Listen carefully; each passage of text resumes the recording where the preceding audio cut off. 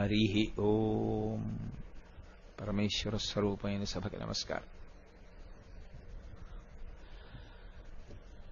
శారదానవరాత్రి ఉత్సవాల్లో అత్యంత ప్రధానమైనటువంటి పూజలుగా శాస్త్రం చేత చెప్పబడినవి సువాసిని పూజ, కుమారీ పూజ. మిగిలినటువంటి పూజలకి, శారదానవరాత్రుల్లో జరిగేటటువంటి పూజలకి ప్రధానమైనటువంటి వ్యత్యాసము ఇక్కడ కనపడుతుంది. సువాసిని పూజ అంటే ఎవరు సువాసినిత్వాన్ని పొంది ఉన్నారో అటువంటి వారినే పరదేవతగా భావన చేసి పూజ చేయడం. లలితా సహస్రనామ స్తోత్రంలో అమ్మవారి యొక్క నామాలు చెప్తూ సువాసిని, సువాసిన్యర్చన ప్రీత అని రెండు నామాలు. సువాసిని అంటే పసుపు కుంకాలు కలిగి ఉన్నటువంటి స్త్రీ. బాగా అర్థం అవ్వాలి అంటే సభర్తృక, జీవించి ఉన్నటువంటి భర్త కలిగి ఉన్నది. అలా మెడలో మంగళసూత్రాన్ని పొంది ఉండడానికి ప్రధానమైనటువంటి అనుగ్రహము అమ్మవారిదే. సర్వమంగళాస్వరూపిణి అయినటువంటి అమ్మవారి అనుగ్రహం ఎవరి యందు ప్రసరిస్తుందో వారు సువాసినిత్వాన్ని పొంది ఉంటారు అని. సువాసిని పరమ మంగళప్రదమైనటువంటి రూపం. ఆమె సాక్షాత్తు లక్ష్మి. అందుచేతనే సువాసిని యొక్క ముఖం చూసిన, సువాసిని ఎదురొచ్చిన, సువాసినికి నమస్కరించిన ఆ నమస్కారం లక్ష్మీదేవికే చెందుతుంది.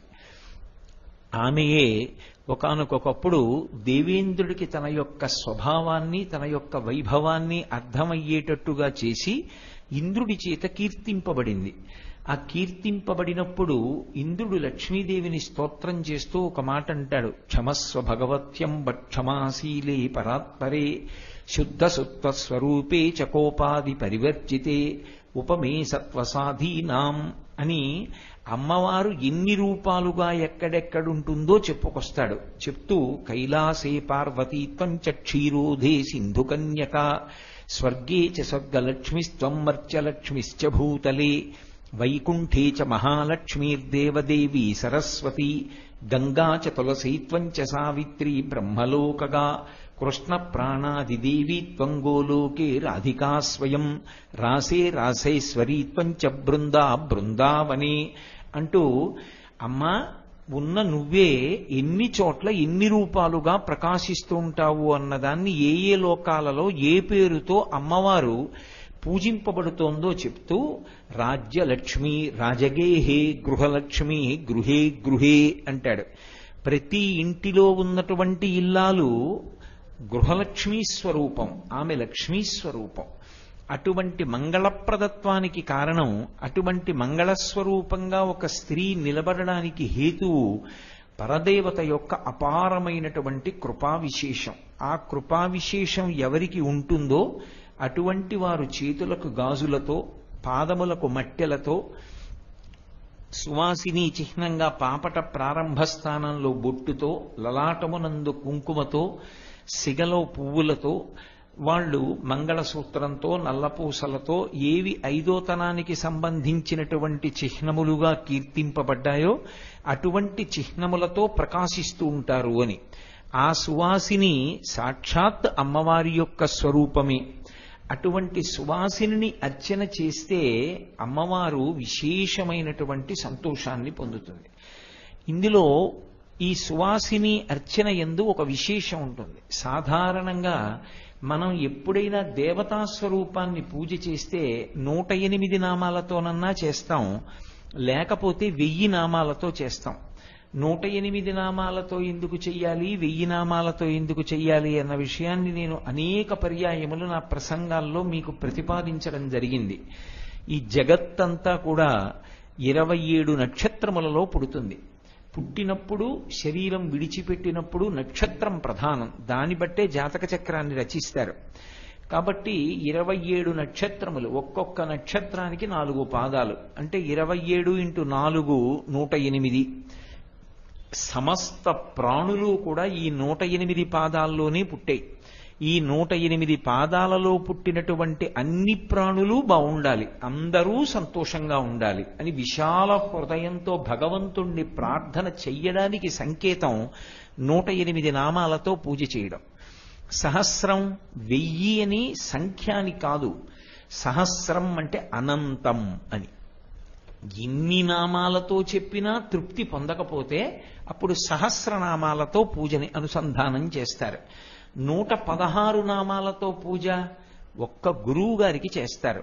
అది ఎప్పుడు? శంకర భగవత్పాదాచార్య స్వామి వారికి శంకర జయంతి నాడు పూజ చేసేటప్పుడు 108 నామాలతో పూజ చేసి శంకరాచార్యుల వారికి 108 నామాలు చెప్తారు. మిగిలిన 8 నామాలు శివుడి యొక్క నామాలు చెప్తారు. భవాయ దేవాయ నమః, శర్వాయ దేవాయ నమః, ఈశానాయ దేవాయ నమః, పశుపతే దేవాయ నమః, రుద్రాయ దేవాయ నమః, ఉగ్రాయ దేవాయ నమః, భీమాయ దేవాయ నమః, మహతే దేవాయ నమః అన్న 8 నామాలు 108 నామాలకి కలిపి 116 నామములు కట్నంగా ఇస్తారు. అంటే 116 నామాలతో ఆయనని పూజించడమే మనం ఆయనకి చెయ్యగలిగినటువంటి ఉపచారం. 116 నామాలు గురువు గారి అర్చనలో వాడతారు. మళ్ళీ 116 నామాలు సువాసిని పూజలో వాడతారు. సువాసినికి అర్చన చేసేటప్పుడు 116 నామములు అన్వయమవుతాయి. 116 ఎప్పుడు చెప్పినా అది వెంటనే సద్య ఫలితాన్ని అనుగ్రహించగలిగినటువంటి విశేషం. పరమభక్తితో మన ఎదురుగుండా ఉన్నటువంటి రూపాన్ని పరదేవతా స్వరూపంగా భావన చేసి ఆ 116 నామాలు చెప్తారు. చెప్పినప్పుడు సువాసిని పూజలో అత్యంత ప్రధానమైన ఉపచారంగా చెప్పబడినది ఇది అంటే, మొట్టమొదటిది కబరీబంధానికి అలంకారం చేసేటటువంటి వస్తువు. ఆ జుత్తు ఎత్తి పట్టుకుని ఆ జుత్తు కలిసి ఉండేటట్టుగా జటాబంధనము అంటారు. మీకు బాగా అర్థం అవ్వాలంటే బహుశా నేను రబ్బర్ బ్యాండ్ అనవలసి ఉంటుందేమో. ఆ జటాబంధనాన్ని ఉపయోగించడం, అమ్మవారి యొక్క కేశపాశాన్ని దర్శనం చెయ్యడం సమస్తమైన అజ్ఞానము నివారింపబడడానికి కారణం. శంకరాచార్యుల వారు సౌందర్యలహరి చేసినప్పుడు ఒక్కొక్క శ్లోకం చెప్పి దాని యొక్క ఫలితాన్ని మధ్యలోనో చివరో చెప్తారు. కానీ ఒక్క అమ్మవారి కబరీబంధానికి అంటే కేశపాశానికి సంబంధించినటువంటి శ్లోకంలో అమ్మవారి జుత్తు ముడిని వర్ణించినటువంటి శ్లోకాన్ని ప్రారంభం చేస్తూనే ఫలశ్రుతితో మొదలుపెట్టారు. ధునోతుద్ధాంతం నస్తులిత దళితేందీవరవనం ఘనస్నిగ్ధశ్లక్షణం చికురనికురంబం తవ శివే యదీయం సౌరభ్యం సహజముపలబ్ధం సుమనసో వసంతస్మిన్ మన్యే వల్లమధన వాటీ విటపినాం అంటారు. అసలు ఆ కబరీబంధ దర్శనం అవదు అమ్మవారిది. ఎందుకంటే సాకారమూర్తిగా నిలబడి ఉంటుంది కాబట్టి దేవాలయంలో వెనక్కి వెళ్లి చూడడం సంభవం కాదు. పైగా కబరీబంధం కిరీటంలోకి వెళ్ళిపోతుంది. అది ఒక్క ధ్యానమునందు మాత్రమే దర్శనమవుతుంది. నల్లని కబరీబంధాన్ని దర్శనం చేస్తే నల్లటి అజ్ఞానపు చీకట్లు విచ్చిపోతాయి.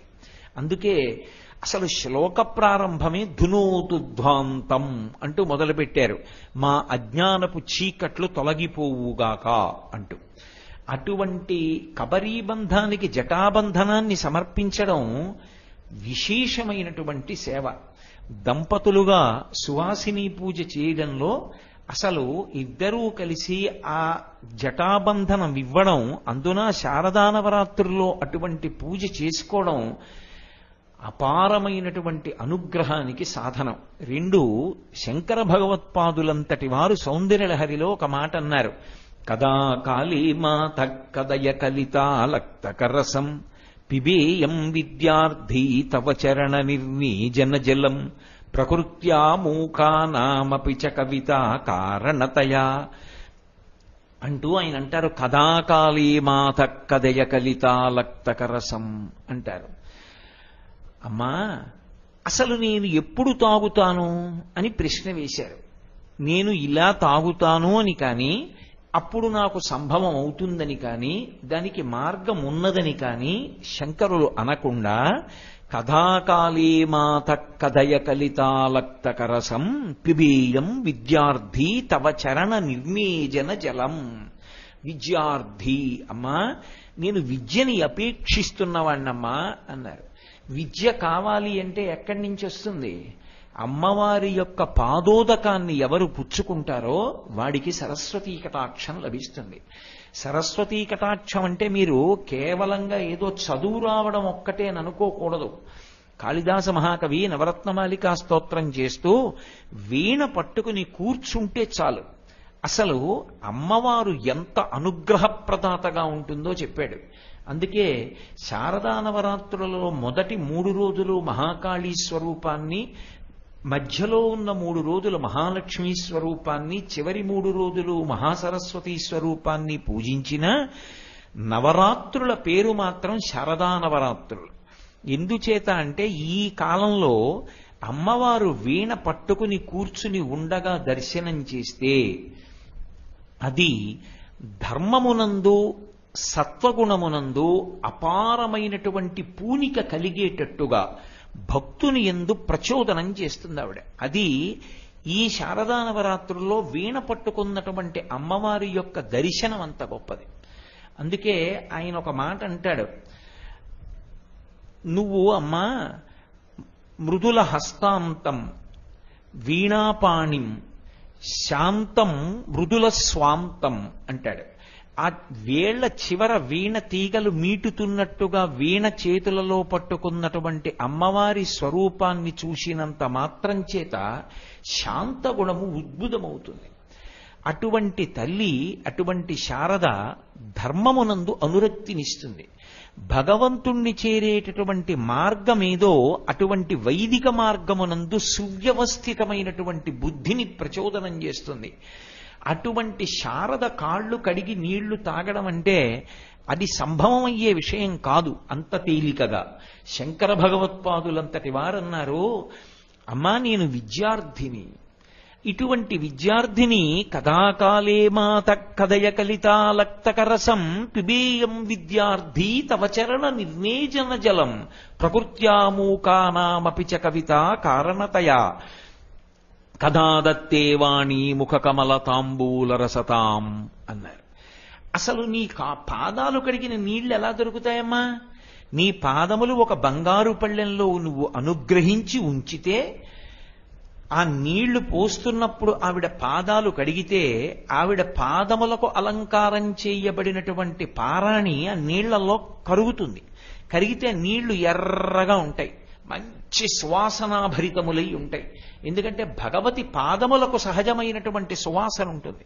అందుకే విప్రాయ ప్రకట వ్రతాయ భవతే విష్ణుస్వరూపాయతే తత్ప్రామాణ్య విధే త్రిపాదస్య ధరణిం దాస్యామి యంచున్ క్రియాక్షిప్రుండై ధనుజేశ్వరుండు బడుగుం చేసాచి పూజించి బ్రహ్మప్రీతమ్మని ధారబోసే భువనం ఆశ్చర్యముం పొందగాన్ అంటూ బలిచక్రవర్తి యొక్క వృత్తాంతం చెప్పేటప్పుడు పోతన గారు ఒక మాట అంటారు.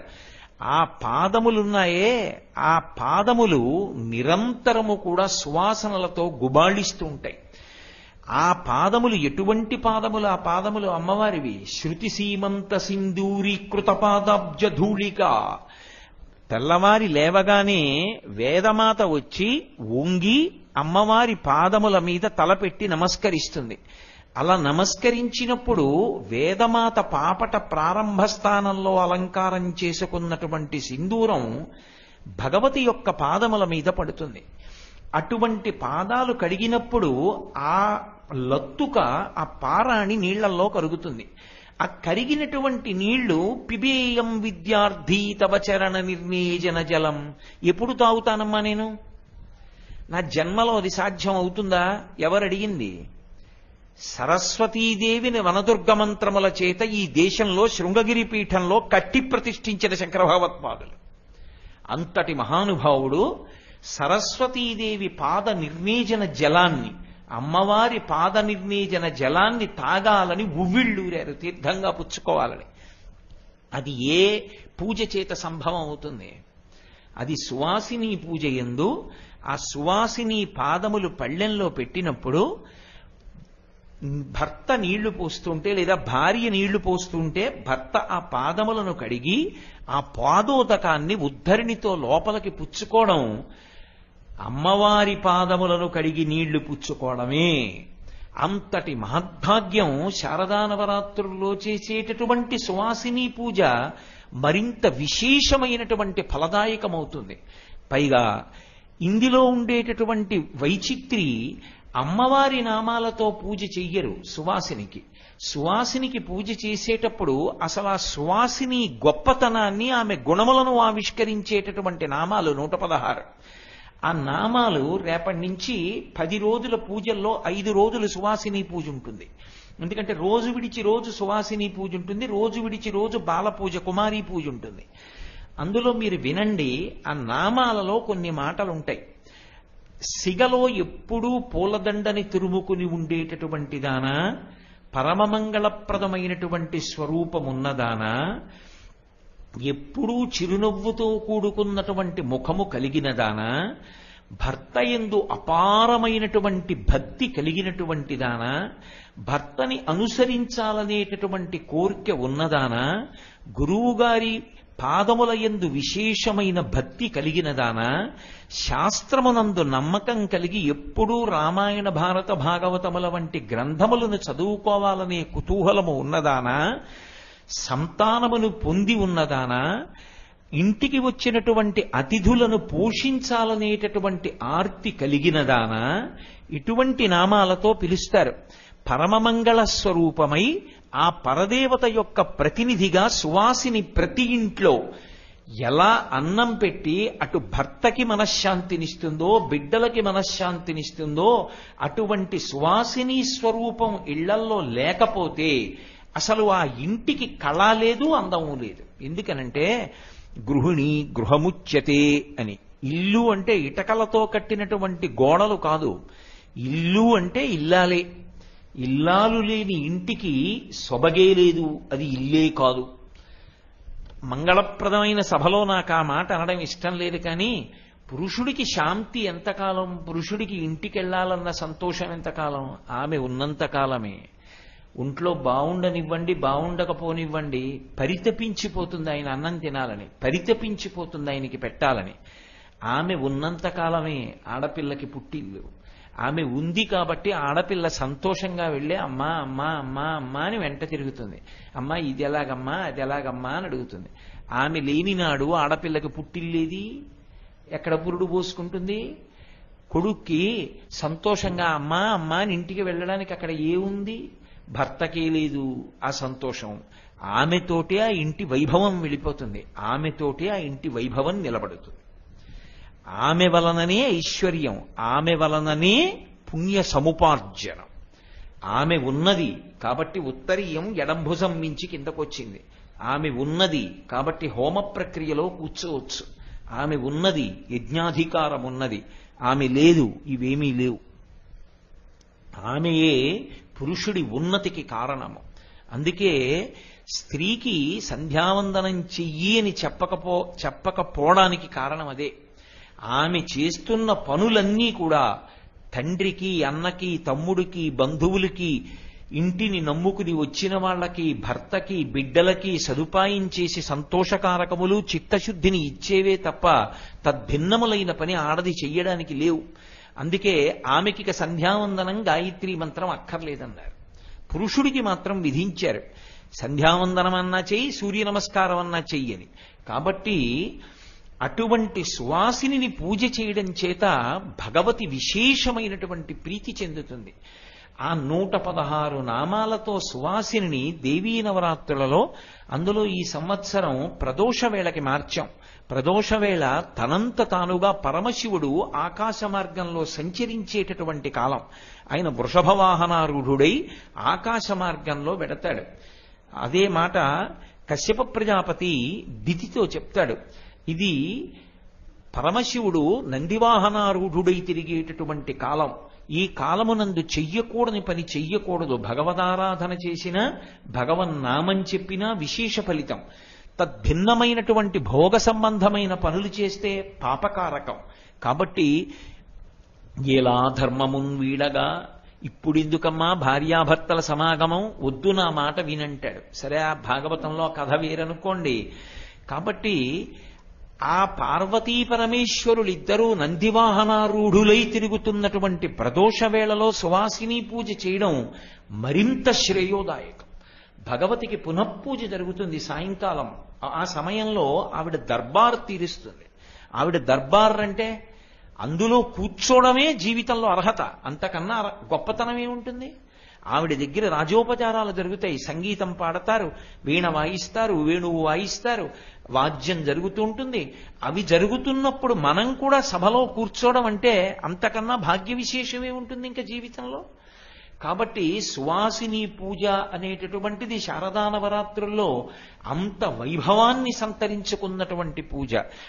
ఇటువైపు ఉన్నటువంటి ఆచారం గురించి నేను ఎక్కువ ప్రస్తావన చెయ్యను గాని, మీరు ఇప్పటికీ శారదా నవరాత్రుల్లో తమిళ దేశానికి వెడితే, నేను ఒకప్పుడు శారదా నవరాత్రులు వస్తున్నాయి అంటే పాడ్యమి లగాయితూ విజయదశమి పర్యంతము తమిళ దేశంలోనే ఉండేవాడిని. ఉండి శారదా నవరాత్రులు అయిపోయాక మళ్ళీ తిరిగి వస్తుండేవాడిని. అక్కడ దేవాలయంలోకి వచ్చేటప్పుడే ఓ 4 కొత్త చీరలు, పసుపు కుంకం, గాజులు, పువ్వులు, జటాబంధనం ఇవి పట్టుకుని వస్తారు. ఏ పురుషుడు ప్యాంటు చొక్కా వేసుకురాడు, ఎవరైనా పంచె కట్టుకుని ఉత్తరీయం వేసుకుని వస్తారు. ఎక్కడైనా సువాసిని కనపడగానే గబగబా వెళ్ళి, అమ్మ ఒక్కసారి కూర్చోండి అని కాళ్ళకి పసుపు రాసి, పారాణి పెట్టి, సిగలో పువ్వులు పెట్టి, జటాబంధనం ఇచ్చి, భార్యాభర్తలిద్దరూ కలిసి పసుపు కుంకం, చీర, గాజులు ఇచ్చి నమస్కారం చేస్తారు. చిన్నపిల్లలు కనపడితే వెంటనే వాళ్ళకి ఏదో ఒక కానుక కుమారీ పూజగా చేస్తారు. చేసి నేను ఎన్నో సందర్భాల్లో చూసేవాడిని, పురుషులు కూడా కూర్చుని కీర్తనన్నా పాడుకుంటారు సంగీతం వస్తే. లేకపోతే కాసేపు భగవన్నామని చెప్పడమో భజన చేయడమో చేసి పెడతారు తప్ప అసలు సువాసిని పూజ, కుమారీ పూజ చెయ్యకుండా ఎవ్వరూ ఉండరు. కాబట్టి అంత ప్రఖ్యాతి వహించినటువంటి పూజ సువాసిని పూజ. అలాగే రెండవ పూజ కుమారీ పూజ అంటాం, దాన్నే బాల పూజ అంటాం. ఇది కేవలం శారదా నవరాత్రుల్లోనే ఉద్దేశింపబడినటువంటి పూజ. కొన్ని శుభప్రదమైనటువంటి సమయాలలో చెయ్యడము తప్పు కాదు, కానీ శారదా నవరాత్రుల్లో మాత్రం తప్పకుండా జరిగి తీరాలి. 1 సంవత్సరం వయస్సున్నటువంటి ఆడపిల్ల పూజకి అర్హురాలు కాదు. 2 సంవత్సరముల వయస్సు వచ్చిన తరువాతనే ఆమె పూజ స్వీకరించడానికి అర్హత పొందుతుంది. ఎందుకు 2 సంవత్సరముల వరకు వివక్ష పెట్టారు అంటే, ఆ పిల్లకి అలంకార వస్తువేది, నోట్లో పెట్టుకోవలసిన వస్తువేది, ఈ రెండిటికి మధ్య తేడా తెలియదు 2 సంవత్సరాలకి ముందు. చందనం అలంకారం చేశామనుకోండి, అసలు చెయ్యికి చందనం అలంకారం చేయించుకోరు వాళ్ళు, ఎందుకంటే అదేదో పూశారని భయపడతారు. లేదా అథవా అదేదో నాకచ్చు తినచ్చు అనుకుని నోట్లో పెట్టుకుంటారు. చందనం విషతుల్యం. అందుకని 2 సంవత్సరముల వయస్సు వచ్చే పర్యంతము ఆడపిల్లకి కుమారీ పూజ చెయ్యవద్దు. 2 సంవత్సరముల నుండి 10 సంవత్సరముల వరకు కన్యగా ఉన్నటువంటి పిల్లకి మాత్రమే పూజ. కాబట్టి 10 దాటితే ఇక పూజార్హత ఉండదు, 10 ఏళ్ల వరకే పూజ చెయ్యాలి. కాబట్టి ఇందులో ఏ వయస్సు ఉన్నటువంటి పిల్లకి పూజ చేస్తున్నారు అన్న దాన్ని బట్టి ఆ పిల్లకి ఒక పేరు ఉంటుంది. అమ్మవారి యొక్క విభూతి ఆమె యందు ప్రసరించి 2 సంవత్సరముల పిల్లకి పూజ చేస్తే కుమారీ పూజ చేస్తున్నారు అంటారు. 3 సంవత్సరముల పిల్లకి చేస్తే త్రిమూర్తి పూజ అంటారు. 4 సంవత్సరముల పిల్లకి చేస్తే కళ్యాణీ పూజ అంటారు. 5 సంవత్సరముల పిల్లకి చేస్తే రోహిణీ పూజ అంటారు. 6 సంవత్సరముల పిల్లకి చేస్తే కాళికా పూజ అంటారు. 7 సంవత్సరముల పిల్లకి చేస్తే చండికా పూజ అంటారు. 8 సంవత్సరముల పిల్లకి చేస్తే శాంభవి పూజ అంటారు. 9 సంవత్సరముల పిల్లకి చేస్తే దుర్గా పూజ అంటారు. 10 సంవత్సరముల పిల్లకి చేస్తే సుభద్రా పూజ అంటారు. కాబట్టి 2వ ఏడు నుంచి 10వ సంవత్సరం వరకు ఆ పిల్లకి ఉన్నటువంటి వయస్సుని బట్టి ఆ పేరు పెడతారు. ఆ పేరుతో అమ్మవారు పూజ అందుకుంటుంది. మీకు ఇందులో నేను ఒక విషయం చెప్తున్నాను, కావాలంటే మీరు దేవీ భాగవత గ్రంథాన్ని పరిశీలనం చేయండి. మూలంతో బాగా వివరంగా ఉన్న పుస్తకం చదవండి. ఏదో చిన్నది కొద్దిగా అనువాదం చేసిన పుస్తకం కాదు. కుమారీ పూజ జరుగుతున్నప్పుడు చూసిన, కుమారీ పూజ చేసిన విశేష ఫలితాలు వస్తాయి. ఎంత ఫలితాలు చెప్పారంటే, పూర్వం శరత్కాలంలో రాజులు యుద్ధాలకు బయలుదేరేవారు. విజయం ఆశించి ఆ వయస్సున్న పిల్లని తీసుకొచ్చి పూజ చేస్తారు. ఆ పిల్లకి పూజ చేసి బయలుదేరితే విజయమే. ఆరోగ్యం దగ్గర నుంచి ఐశ్వర్య సమృద్ధి వరకు మీకు ఏది కావాలన్నా కూడా కుమారీ పూజ, సువాసిని పూజ, ఈ రెండిటి వలన అమ్మవారి అనుగ్రహంగా ఉత్తర క్షణం లభ్యమవుతాయి. అది దొరకమంటే దొరికేటటువంటి పూజ కాదు. ఇందులో మీరు ఒకటి గుర్తుపెట్టుకోవాలి. కుమారీ పూజ చేసేటప్పుడు ఆ పిల్ల ఉల్లాసంగా, సంతోషంగా పూజ అందుకోవడానికి కావలసినటువంటి వ్యవస్థని కల్పిస్తారు. బహుశః చాలా అరుదుగా చేస్తారు అలా పూజ. మన దేవాలయంలో పూజ చేసేటప్పుడు ప్రత్యేకంగా పైనుంచి ఊయలల కిందకి దింపుతారు. అదిగో అప్పుడే సిద్ధం చేశారు. ఆ ఊయలు దింపి పూజ అంతా అయిపోయిన తర్వాత పిల్లల్ని ఊయలలో కూర్చోపెట్టి ఊపుతారు. ఎందుకంటే బాలాస్వరూపంగా ఊయల ఊగుతున్నప్పుడు ఆ పిల్ల చిరునవ్వు నవ్వుతూ మంచి ఉల్లాసంగా ఉంటుంది. ఆ సంతోషాన్ని బాల పొందితే అది యజమానికి అన్ని విధాలుగానూ కూడా ఉన్నతికి కారణమవుతుంది. అది చేసిన వాళ్లే కాదు, చూసిన వాళ్ళకి 4వ వంతు వస్తుంది. ఉదాహరణకి 10 రోజులు సువాసిని పూజ, బాల పూజ చూశారనుకోండి, ప్రతిరోజు 4వ వంతు ఫలితాన్ని మూట కట్టుకుంటారు. అందున సశాస్త్రీయంగా సంకల్పంతో పూజ, ఆ కల్పం ప్రకారం చెయ్యడం కొంచెం అరుదుగా ఉంటుంది. బాల పూజ చేసేటప్పుడు 108 నామాలు చెప్పకూడదు, 116 నామాలు చెప్పకూడదు, 28 నామాలు మాత్రమే చెప్పాలి. ఒక్క కుమారీ పూజకే 28 నామాలు. ఈ 28 నామాలలో కూడా ఏది వర్ణన చేస్తారు అంటే పిల్ల యొక్క ఉల్లాసాన్ని, పిల్ల యొక్క సంతోషాన్ని, పిల్ల యొక్క ఆనందాన్ని వర్ణిస్తారు. మీరు రేపు కుమారీ పూజ చేసేటప్పుడు ఆ 28 నామాలు వినండి, ఎంత అద్భుతంగా ఉంటాయో. ఆ సువాసిని నామాలు చెప్పేటప్పుడు అసలు ఇంత వైభవోపేతంగా ఉంటుందా అని తెల్లపోతారు. అంత అద్భుతంగా ఉంటుంది. ఆ పిల్లకి షోడశోపచారాలతో పూజ చేసి ఆ పిల్ల మురిసిపోయేటట్టుగా పట్టుబట్టలిచ్చి చక్కగా చేతికి సంతోషపడేటటువంటి మధుర పదార్థాలిచ్చి ఊయల ఊపి సంతోషపెట్టి పంపిస్తారు. పూజ పరమసాత్వికమైనటువంటి పూజ. 4 వర్ణముల వారి పిల్లలకి చేయవచ్చు కుమారీ పూజ. కానీ అలా చేసేటప్పుడు పాటించవలసినటువంటి విధి విధానాల్ని మాత్రం జాగ్రత్తగా తెలుసుకుని పాటించాలి. కాబట్టి అటువంటి కుమారీ పూజ ఏది ఉన్నదో అది పరమ శాస్త్రోక్తము, దేవీ నవరాత్రులలో ప్రత్యేకంగా చేసి తీరవలసినటువంటి పూజ. అందుకే రేపు సాయంకాలం ముందు కుమారీ పూజతో మొదలవుతుంది. అమ్మవారి ముందు కలశస్థాపన చెయ్యగానే కుమారీ పూజతో ప్రారంభం చేస్తే, బాల పూజతో ప్రారంభం చేస్తే పరమ ప్రసన్నురాలవుతుంది అమ్మవారు. ఎంత సంతోషాన్ని పొందుతుందో. ఆవిడే బాలగా ఉంటుంది. నా మాట మీరు నమ్మండి, నేను మీతో ఒక యథార్థం చెప్తాను. అమ్మవారు పరమ ప్రసన్నురాలైతే బాలారూపంలోనే వస్తుంది, బాలరూపంలో తిరుగుతుంది. ఇప్పటికీ నేను చెప్పడం కాదు, శంకరాచార్యులు వారు చెప్పారు. భ్రమరాంబ దేవాలయంలో శ్రీశైలంలో బాలరూపంలో తిరుగుతుంది. ఎవరి పట్ల ప్రసన్నురాలైందో ఆయన దేవాలయానికి వెళ్ళినప్పుడు ఎక్కడి నుంచో వస్తుంది బాలరూపంలో. చెయ్యి పట్టుకు లాగి, నాకు ఆ పండు పెట్టవా, నాకు కొద్దిగా పువ్వులు ఇవ్వా, నాకు కొంచెం గాజులు ఇస్తావా అని అడుగుతుంది. బాలరూపంలో భ్రమరాంబ ఎప్పుడూ తిరుగుతూ ఉంటుంది. నేను చెప్పడం కాదు, శ్రీశైల దేవస్థానానికి చాలా కాలం ఆ శ్రీశైల ప్రభా పత్రికకి సంపాదకత్వం వహించారు. మొన్న కూడా నేను శ్రీశైలంలో కళ్యాణానికి వ్యాఖ్యానం చేయడానికి వెడితే వచ్చారు ఆయన, చక్రవర్తి గారని. వారు భ్రమరాంబ దేవాలయ సమీపంలో నివాసం చేస్తుండేవారు అధికార పదవిలో ఉన్నప్పుడు. రాత్రి బాగా చీకటిగా ఉన్నప్పుడు ఏదో జల్లు పుడుతోంది, బట్టలు తీద్దామని చెప్పి బయటికి వెడితే భ్రమరాంబ దేవాలయం దగ్గర అమ్మవారు తన యొక్క చెలికెత్తెలతో కలిసి నడుస్తున్న గజ్జెల చప్పుళ్ళు ఆయన ఎన్నో మాటలు విన్నారు. ఆయనే ఆ మల్లెల తీర్థం దగ్గర చెట్లు ఎగిరి వెడుతుండగా కూడా చూసింది ఆయనే. ఆయన అదృష్టం. శ్రీశైలంలో అన్ని విచిత్రాలు ఆయన దర్శనం చేయగలిగారు. కాబట్టి భ్రమరాంబ బాలరూపంలో తిరుగుతుంది. అంతవరకు ఎందుకండి, నాకు వేదికల మీద చెప్పడం ఇష్టం ఉండదు కానీ చెప్పేస్తున్నా. మన దగ్గరే ఉత్సవం జరుగుతున్నప్పుడు ఏమైందో తెలుసా? ఒకనకొకప్పుడు ఒక పిల్ల ఇంట్లో నిద్ర లేచి నన్ను అయ్యప్ప స్వామి గుడికి తీసుకెళ్లి పూజ చేయిస్తావా చేయించవా అని ఏడుపు మొదలెట్టింది.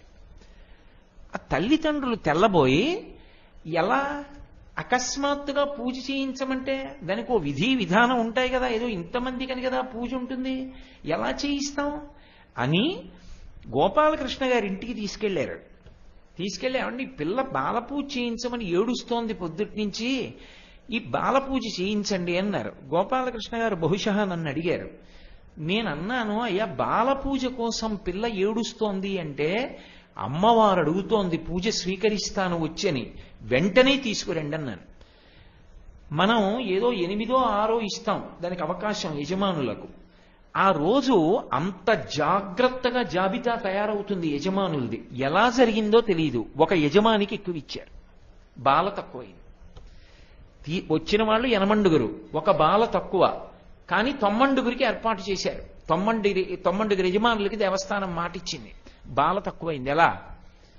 ఈ పిల్ల వచ్చింది పూజకి, వచ్చి ఈ పిల్ల పూజ స్వీకరించి మురిసిపోయి వెళ్ళిపోయింది. బాలారూపంలో అమ్మవారు తిరుగుతుంది. అటువంటి కుమారి పూజ జరుగుతున్నప్పుడు చూస్తే చాలు ఎంత అదృష్ట విశేషం అది. అందుకే రేపు సాయంకాలం నుంచి ఖచ్చితంగా 5:30 అయ్యేటప్పటికీ వేదిక మీద ప్రారంభమైపోతుంది. ప్రదోష వేళలో ఒకరోజు బాలపూజ జరిగితే మరునాడు సువాసిని పూజ జరిగితే ఆ మరునాడు బాలపూజ. అలా రోజు విడిచి రోజు సువాసిని పూజ, బాలపూజ, సువాసిని పూజ, బాలపూజ నడుస్తాయి. ఈ పూజలు చూడడమే చాలు జీవితంలో, అంతకన్నా భాగ్య విశేషం ఉండదు. కాబట్టి చక్కగా మనందరం కూడా పూజలలో పాలు పంచుకుని భగవతి యొక్క పరిపూర్ణమైనటువంటి అనుగ్రహానికి పాత్రులమవుదాం. శారదా నవరాత్రుల్లో అత్యంత ప్రధానమైనటువంటి ఉపచారం భగవతి యొక్క పరమ ప్రీతికి కారణమైనటువంటి ఆ ఉపచారం వాహన సేవ. వాహనాలు శారదా నవరాత్రుల్లో తిరిగి తీరాలి. అందుకే మీరు గమనించి ఉంటారు, ఈ శారదా నవరాత్రుల్లోనే వెంకటాచలంలో బ్రహ్మోత్సవాలు కూడా జరుగుతాయి. బ్రహ్మోత్సవాల్లో విశేషమైనటువంటి ఆకర్షణ, ప్రధానమైనది, భక్తులందరూ చూడాలని వెళ్ళేది ఏమిటి? వాహన సేవలే. ఆ వాహనాల మీద వెంకటరమణుడు తిరుగుతుంటే చూసి మురిసిపోతారు. పెదశేష వాహనం, చినశేష వాహనం వీటితో ప్రారంభం. పెదశేష వాహనం అంటే 7 పడగలతో ఉంటుంది, చినశేష వాహనం అంటే 5 పడగలతో ఉంటుంది. పెదశేష వాహనం అంటే ఆదిశేషుడు, చినశేష వాహనం అంటే వాసుకి. కాబట్టి ఇటువంటి వాహనం మీద ఈశ్వరుడు తిరుగుతాడు. వాహనం మీద వెడితే ఎందుకంత గొప్ప ఆలోచించండి. వాహన సేవ ఎందుకంత గొప్పదిగా ఇచ్చారు? వాహనం ఎక్కాను అంటే దానికి అర్థం ఏమిటి? ఎక్కడికో వస్తున్నాను అనేనా దాని అర్థం? వాహనం ఎక్కలేదు అంటే దాని అర్థం ఏమిటి? ఎక్కడున్నానో అక్కడున్నాను. వాహనం ఎక్కాను అంటే ఏదో ఒక చోటికి వెడుతున్నాను అని గుర్తు. అందుకే వాహనారూఢుడైన పరమాత్మకున్న గొప్పతనం ఏమిటంటే ఆయనతో కలిసి ఎవరు తిరుగుతున్నారో వాళ్ళందరి దగ్గరికి ఆయన వస్తున్నాడు అని గుర్తు. అందుకు వాహనం వెడుతుంటే నమస్కారం చేయడం, వాహనం వెడుతుంటే వెనక నడవడం అందుకు చేస్తారు. వాహనం వెడుతున్నప్పుడు ముందు కాని వెనక కాని నడిచారనుకోండి, మీరు పరివారం అయ్యారని గుర్తు. ఆయన వాహనం మీద వెడుతున్నాడు అనుకోండి, అందరూ అనుగమించలేరు. ఆయన వెడుతున్నప్పుడు అనుగమించగలిగినటువంటి వాళ్ళు ఆయన ఆంతరంగిక పరివారం మాత్రమే ఆయనతో రాగలరు. మిగిలిన వాళ్ళు ఎలా వస్తారు? తన వెంటన్ సిరిలచ్చి వెంటనవరోధవ్రాతముం దాని వెనుక పక్షీంద్రుడు ధను కౌమోదికి శంఖచక్ర నికాయంబును ధజనీకాంతుడు నారదుండు తా వచ్చి రొయ్యన వైకుంఠపురంబునన్ కలుగువారాబాల గోపాలమున్ అంటారు. మనం వాహనం ఎక్కామనుకోండి, ఆ వాహనమునకు జీవం ఉంటుంది అని చెప్పడం కష్టం అన్ని వేళలా. పూర్వం అంటే గుర్రాల మీద, ఎద్దుబళ్ల మీద వెళ్ళేవారు. ఇప్పుడు మనం వాడుతున్నటువంటి వాహనాలు అటువంటి 4 కాళ్ళు కలిగినటువంటి వాహనాలు మనం వాడటలేదు. నిర్జీవమైనటువంటి లోహములతో తయారైనటువంటి వాహనాలు మనం వాడుతున్నాం. కానీ మీరు ఎప్పుడూ కూడా ఒకటి గుర్తు పెట్టుకోవాలి, వాహనానికి అంత ప్రఖ్యాతి ఎందుకు వచ్చింది అంటే వాహనము భగవంతుని యొక్క పరమ ఆంతరంగిక పరివారంలోకి వెడుతుంది. ఈశ్వరుడు ఒక్కడూ ఉండనివ్వండి, ఈశ్వరుడు బయలుదేరనివ్వండి, ఈశ్వర వాహనం ఈశ్వరుడి పక్కనే ఉంటుంది. అవిభాజ్యము, విడిచిపెట్టి వెళ్ళదు, ఆయనతోటే ఉంటుంది. నాకొక మోటార్ సైకిల్ ఉందనుకోండి, ఎవరైనా నా స్నేహితుడు వచ్చి కోటేశ్వరారు ఒక్కసారి ఇవాళ మీ మోటార్ సైకిల్ ఇస్తారా అంటే నేను ఇవ్వచ్చు.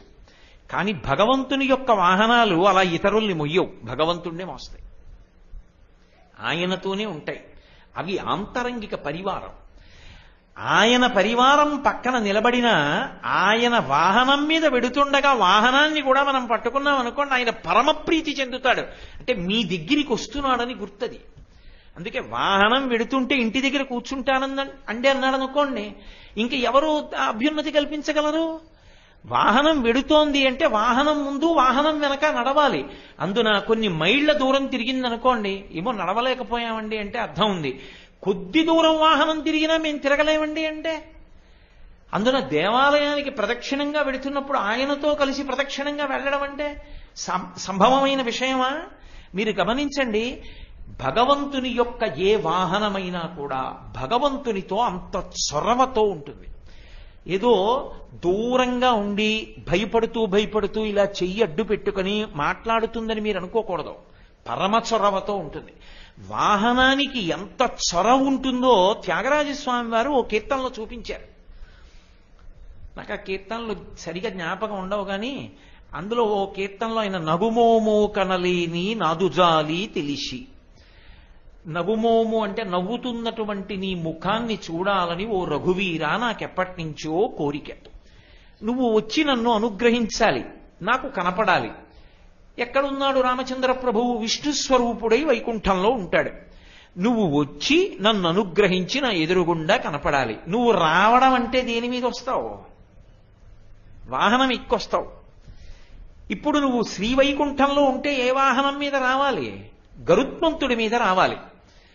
ఆయన ఒక అద్భుతమైన మాట అన్నారు త్యాగరాజస్వామి. అది అనుభవించడం అంటే, లోపల అసలు తత్వం తెలిసి అనుభవించిన వాడు తప్ప అటువంటి కీర్తనలు చేసే అధికారాన్ని పొందలేడు.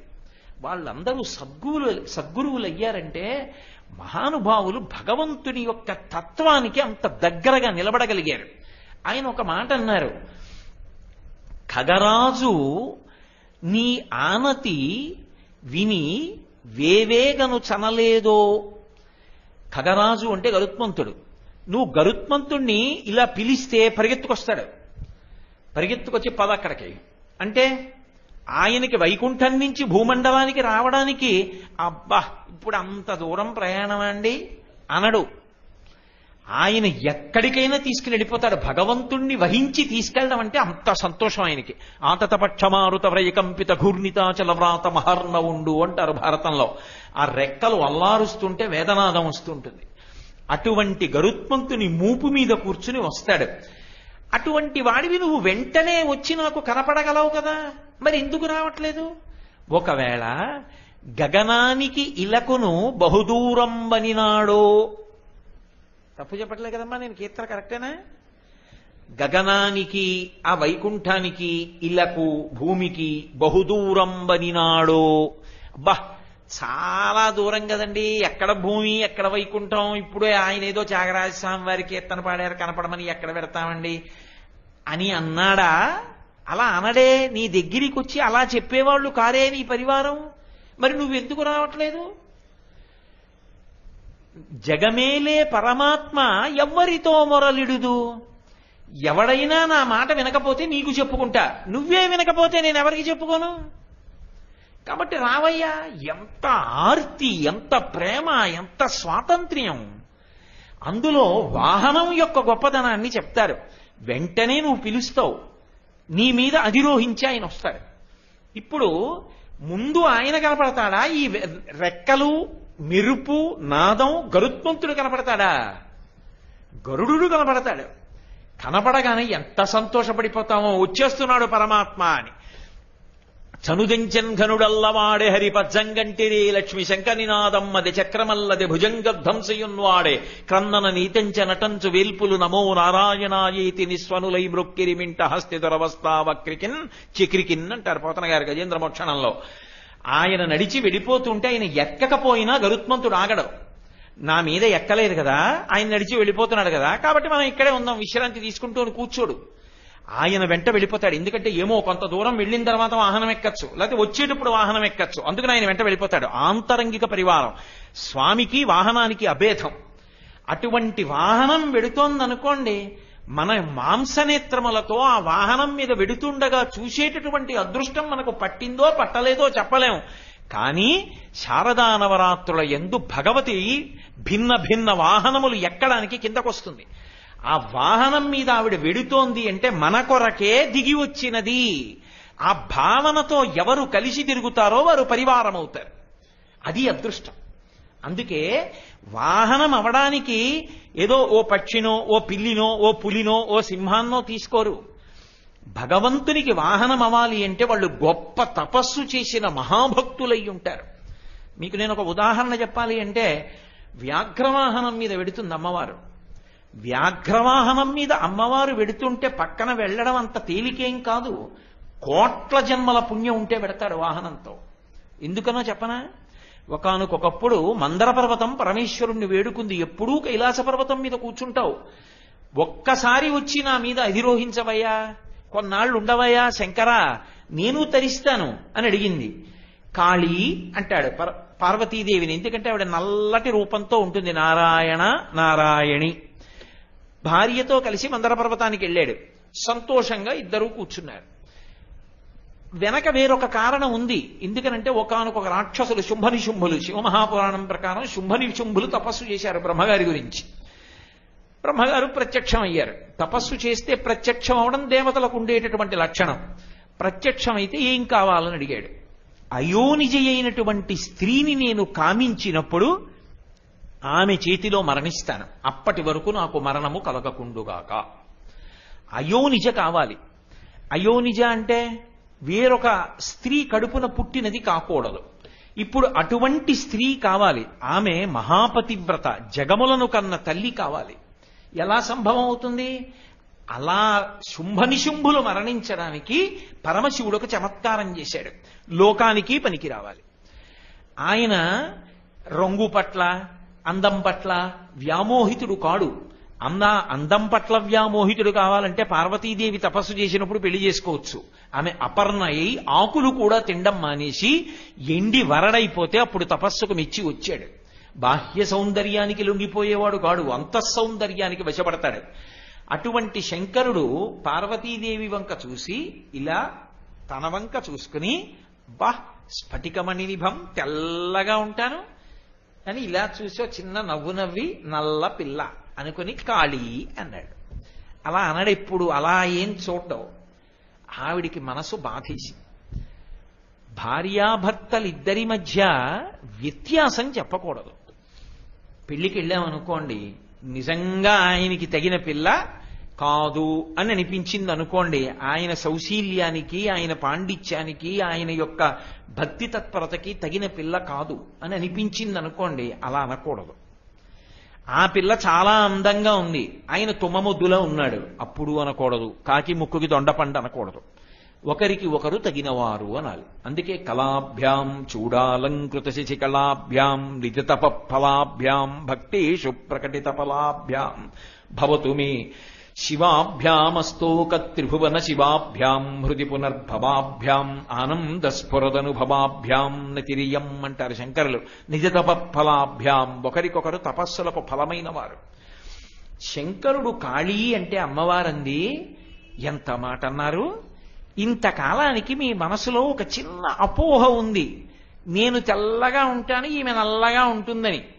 మీకన్నా మిమ్మల్ని సంతోష పెట్టడంలో ఎక్కడో నాకు ఒక్క చోట ఒక చిన్న వెలితి ఉందన్న భావనని తట్టుకోలేను. కాబట్టి నేను గౌరవర్ణాన్ని పొంది వస్తాను మీరు సంతోషించేటట్టని తపస్సుకి వెళ్ళిపోతానని.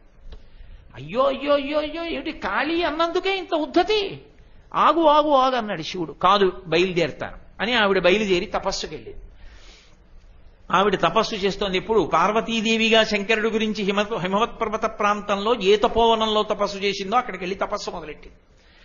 ఆ తపస్సు చేస్తుంటే బ్రహ్మగారు వచ్చారు. లోకములను శాసించగలిగిన తల్లివి నువ్వు గౌరవర్ణం పొందాలంటే తపస్సు ఎందుకమ్మా? ఎవరు ప్రత్యక్షం ఇవ్వాలి నీకు? ఎందుకు తపస్సు చేస్తున్నావు? నువ్వు పొందాలనుకుంటే గౌరవర్ణం పొందడం నీకు పెద్ద కష్టమా? దానికి నువ్వు తపస్సు చేయాలా? ఎందుకు చేస్తున్నావు అమ్మా తపస్సు అన్నాడు. ఆవిడంది, అర్థం చేసుకోవడం చాలా కష్టమయ్యా.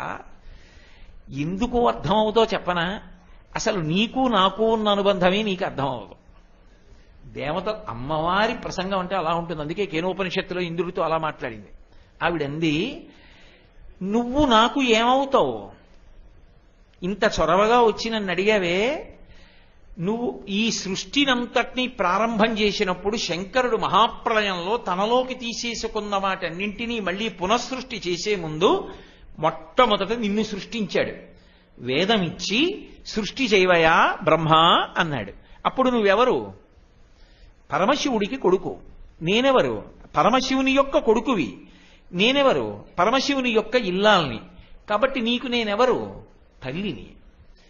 అదే నువ్వు సృష్టి చేసేటప్పుడు అందరూ కూడా సంసారమునందు విరక్తులై తపస్సుకి వెళ్ళిపోతున్నారు. సృష్టి చేసిన వాళ్ళందరూ ఎవరు ప్రజోత్పత్తి చెయ్యట్లేదు.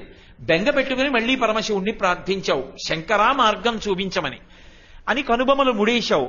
అప్పుడు మళ్లీ నీకు తండ్రి అయిన పరమశివుడే నీ కనుబొమల మధ్యలోంచి రుద్రస్వరూపంతో ప్రభవించాడు. అప్పుడు నా భర్త నీకెవరు? కొడుకు. అప్పుడు నేనెవరు? నీ కోడలు. నేను హిమవంతుడికి కుమార్తెగా పార్వతిగా వచ్చాను. హిమవంతుడెవరు? నీ కొడుకు. నీ కొడుక్కి నేను కూతుర్ని. కాబట్టి నేనెవరు? నీ మనవరాల్ని. నువ్వెవరు? నాకు తాత. ఇప్పుడు చెప్పు నువ్వు నాకేమిటో. ఎలా అర్థం అవుతుందయా ఎందుకు వచ్చానో, ఎందుకు తపస్సు చేస్తున్నానో? కేవలం రంగు పొందడానికి ఇంత తపస్సు చేస్తానా? జ్ఞాపకం తెచ్చుకో అంది. అమ్మా అర్థమైంది. శుంభనిశుంభులు తపస్సు చేశారు. అయోనిజ అయినటువంటి స్త్రీ కారణంగా మేము మరణిస్తామన్నారు. ఇప్పుడు అయోనిజ అయిన స్త్రీని ఇవ్వడం కోసం, లోకాలను అనుగ్రహించడం కోసం వచ్చావు. ఇప్పుడు అర్థమైందా? ఇదిగో నా నల్లని శరీరాన్ని విడిచిపెడుతున్నాను, గౌరవర్ణాన్ని పొంది గౌరీ అన్న పేరుతో శంకరుడి దగ్గరికి వెళ్ళిపోతాను అని నల్లటి వర్ణమున్న శరీరాన్ని పాము కుబుస వదిలినట్టు వదిలిపెట్టింది. అది కౌశికి అన్న పేరుతో వేరొక రూపాన్ని ధరించింది. ఆ కౌశికి అయోనిజగా అమ్మవారి రూపం వచ్చింది కాబట్టి శుంభనిశుంభుల్ని సంహారం చేసింది. అమ్మవారు ఈ తపస్సు చేస్తున్న కాలంలో అరణ్యంలో ఉన్నటువంటి ఒక పెద్ద పులి ఒకటి వచ్చింది. దానికి సహజం, ఎక్కడైనా ఏదైనా ప్రాణి కనబడితే అది వస్తుంది. క్రూర స్వభావం పెద్ద పులిది. అది తీరా పరిగెత్తుకుంటూ వచ్చి అమ్మవారి వంక చూసింది. చూసి కొయ్యబారిపోయి అలా నిలబడిపోయింది. ఎందుకని? అది భగవతి యొక్క దర్శనం గొప్పతనం. ఒక్కసారి ఆ తల్లి వంక భక్తితో చూస్తే చాలు. 3 వెళ్ళిపోయాయి దాంట్లోంచి. ఏవి వెళ్ళిపోయాయి అంటే, ఆణవ మలము పోయింది, కార్మిక మలము పోయింది, మాయిక మలము పోయింది. ఆణవ మలం అంటే అన్ని శరీరాలు పంచభూతాలతోటే తయారవుతాయి. ఇందులో మట్టి ఉంటుంది. ఎన్ని మాటలు స్నానం చేసినా మళ్ళీ తడి రాశిలే అంటే మట్టి వస్తుంది. పృథివీ, ఆపస్, ఇందులో కొన్ని నీళ్లుంటాయి. తేజో, ఇందులో వేడి ఉంటుంది. పృథివీ, ఆపస్, తేజో, వాయు, ఎప్పుడు గాలి ఉంటుంది. ఆకాశము, కొంత వ్యవధానం ఉంటుంది.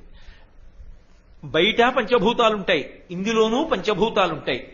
పంచభూతములతో, పంచభూతముల యొక్క అణువులతో తయారు చేయబడి ఉన్న కారణం చేత ఏర్పడినటువంటి మలానికి ఆణవ మలము అని పేరు. అది పోయింది, దానికి దివ్య శరీరం అయింది. కార్మిక మలము అంటే గత జన్మలలో చేసిన కర్మలుంటాయి.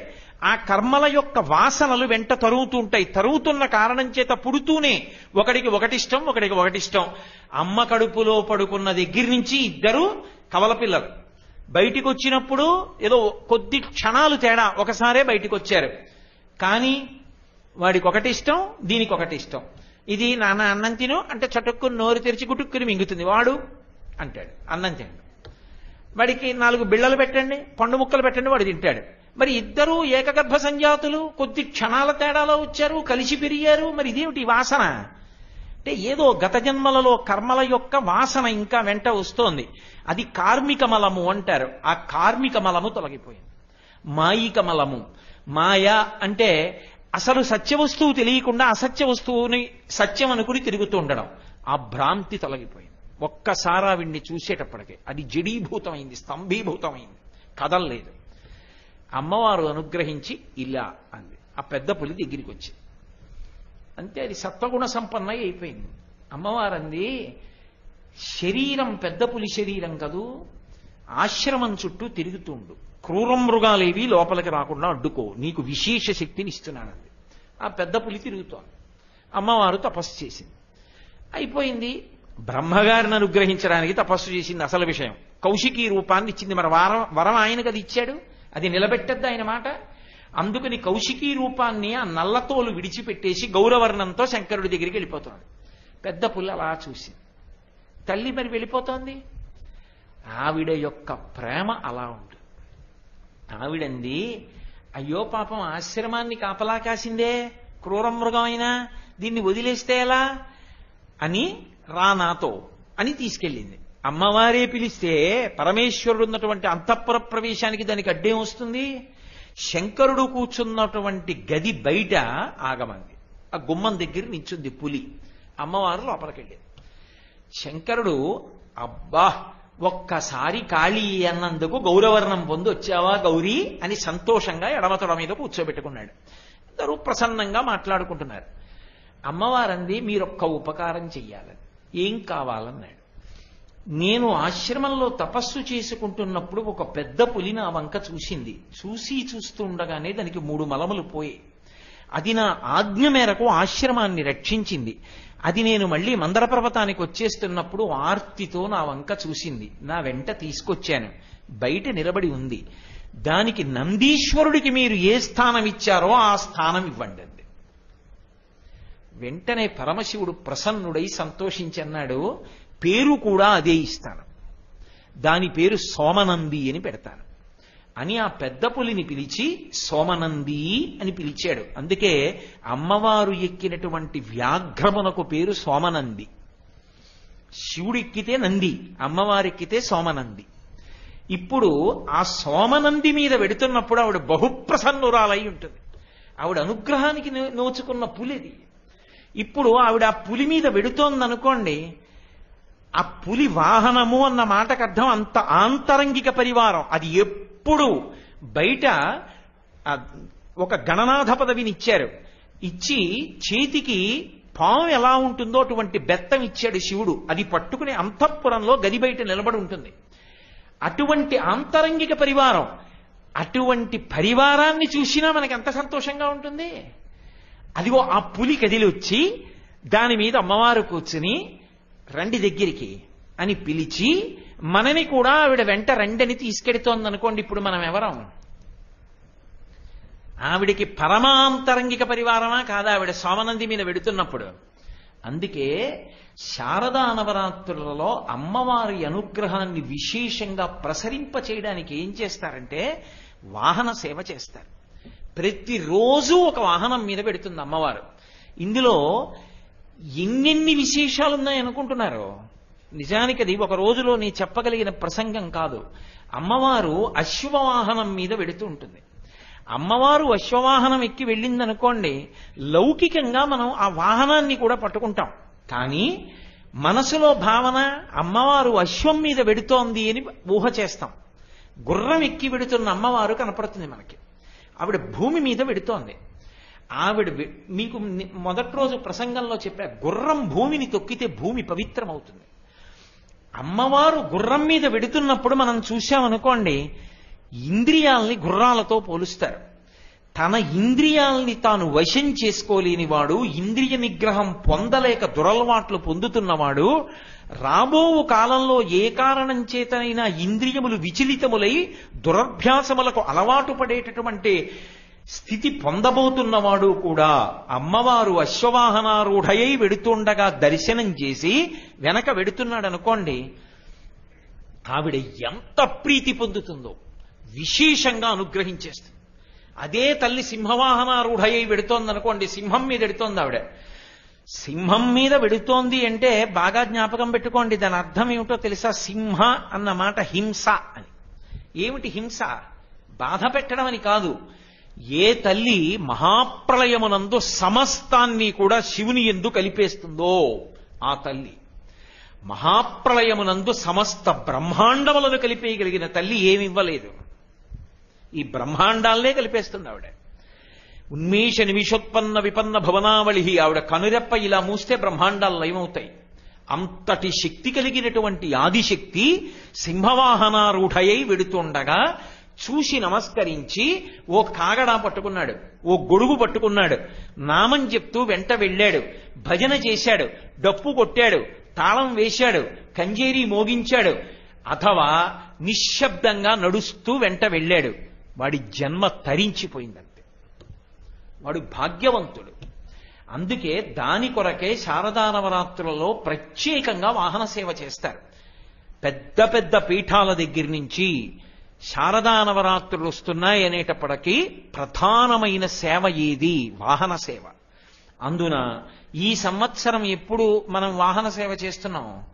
ఇన్ని వందల మంది సువాసినులు కూర్చుని ఏ రోజు ఏ నైవేద్యం పెట్టాలని శాస్త్రంలో చెప్పబడిందో అటువంటి నైవేద్యాన్ని పరమ శౌచంతో తయారు చేసి 700 మంది సువాసినులు అమ్మవారికి కుంకుమార్చన చేసి నైవేద్యం పెట్టి 700 మంది సువాసినులు వెంట వస్తుండగా అమ్మవారు వెడుతోందనుకోండి, సువాసిని సువాసిన్యజనప్రీత, ఇంతమంది వెంట వస్తూ ఉండగా అందరం కలిసి నామం చెప్తూ వెడుతున్నాం అనుకోండి, ఇక్కడ కూర్చుని చూసిన తల్లి మళ్ళీ ఇదే ప్రాంగణంలోకి అందరితో కలిసి లోపలికి వచ్చింది.